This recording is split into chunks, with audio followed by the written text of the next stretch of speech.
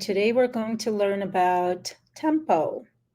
So what is tempo? A tempo is a move that helps you achieve a couple of things at once.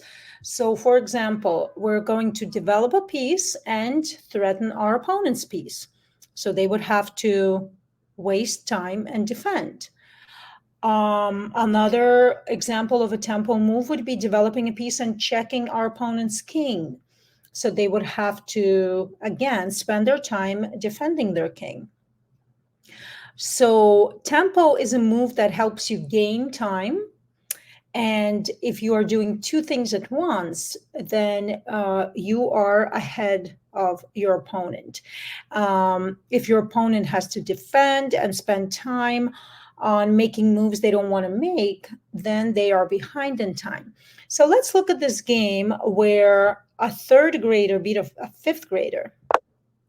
So a third grader is black and fifth grader is white.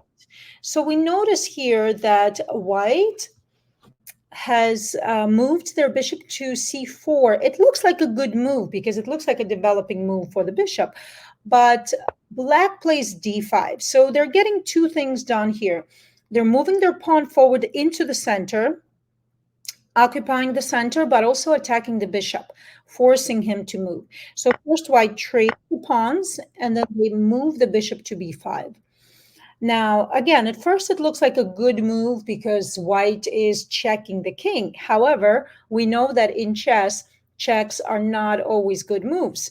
And in this case, black can block the check, but also strengthen their center. So they're getting two things done with one move. White moves their bishop back. Now notice that this is the third time white has moved their bishop. First time they went to c4, then to b5, now to a4. So three moves could have been spent on other pieces moving out. Now black is playing knight to f6, developing a piece, and white makes not such a good move, a bad move. Queen to f3. First of all, moving their queen out too early in the game. Second of all, the queen is going to get attacked here. So the move for black, that would be a tempo move that would gain time for black, would be developing and attacking the queen. So how can we do that? Of course, with bishop g4. Okay, so now white is forced to move the queen for the second time in the opening, which we all know is not a good idea. So black plays bishop d6, once again developing a piece and threatening the queen, and the queen has to move for the third time. So the third grader who's playing black is doing really well, developing all his minor pieces, and the fifth grader in this case is falling behind in development, having only their queen and bishop out, and those pieces are not in good squares. So now black plays queen e7. So queen e7 is also a tempo move because we get to develop our queen, and it's not a good move just because we're checking the king. It's a good move because white is forced to move their king out of check. Notice that we cannot block with a knight since queen is going to capture on e2, and that's going to be checkmate. And there's no other way to block the check, so white has to move their king. And what happens if the king moves? They won't be able to castle. So let's see what black does here. Black castles.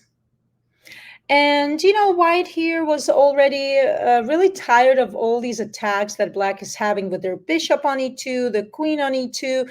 They want to get their knight out, but they can't since the knight is protecting the square on e2. So they chose to attack the bishop on g4 and force him to move away. However, the boy who was playing black, the third grader, he doesn't want to waste time running away with the bishop, but instead he wants to do a tempo move. So let's see what move he makes. How can we develop a new piece and threaten checkmate at the same time? So if you were thinking rook e8, that is correct. Rook e8. threatening checkmate on e1. So often you don't have to run away with your pieces when you're being attacked. Look for counterattack. There is a famous phrase, and it says, one of the best ways to defend is to attack. So in this case, we see how black is not running away with their bishop after the attack, but instead they play rook e8 and threaten checkmate. What does white do? So to defend the e1 square, they had to move f3 to open up their queen and stop the checkmate. And still, black doesn't run away with their bishop, but they make another tempo move. So think about here, what would be the tempo move? You would do a discovered attack, and you would play knight to e4. So the discovery happens here when the queen opens up on the white queen, and the white queen is not defended. So now look at this position. The bishop is under attack, the knight is under attack, and however, white cannot capture those pieces, right? They have to defend their queen. So what does white do? They capture the queen, and here the natural move to make is we would take the queen back. Not unless you have a tempo move. So another example of a tempo move is an in-between move. And an in-between move is done in between trades. So in this case, white took black's queen, but black doesn't have to take white's queen. They can squeeze in another move in between that trade. And if you saw knight g3, you are right. Knight g3 check. So why is this a tempo move? Because black gets to attack white's king.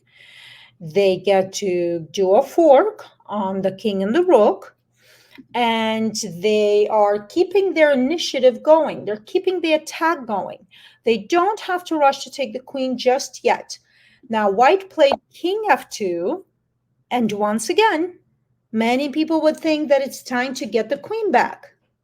And also, if black is not careful, if black is not checking the king, then white is going to take the rook with a check to the black king, and then black's going to be in big trouble. But of course, black saw this, and the third grader plays another tempo move, which is another in-between move, and that is knight takes h1 check. So for two moves in a row, black is not capturing the queen back. They are attacking, they're winning more pieces, and they're waiting for the right moment to take the queen. So white plays king e1, going away from the check. Black takes the queen now. Okay, so why is this the good time to take the queen? Well, because you get to do it with a check, you get to do it with an attack on the king, and of course you get the queen back. So king runs away, and black checkmates white in one move with knight f2. Notice this position, everyone. So we bishop on c1, knight on b1, rook on a1. Those pieces never came out. The knight is on the first rank. The bishop is on the side of the board. So all of white's pieces are very weak. In the meantime, black's pieces are very strong. They're all attacking. Well, not all of them, but most of them. And as for this knight on b8 and the rook on a8, black actually didn't even need those pieces in order to win the game, because the pieces that they did have were so powerful that it was enough for the attack and to win the game. So once again, a tempo move is a move that helps you get more than one thing done. helps you get a few things done. You can develop a piece and threaten your opponent and force them to run away and defend, or you can develop a piece and you can attack your opponent's king and force them to run away or lose their chance of castling. Another form of a tempo move could be an in-between move that's done in between trades. All right, so look for those tempo moves. Try to gain time, not lose time, and see you in our next lesson.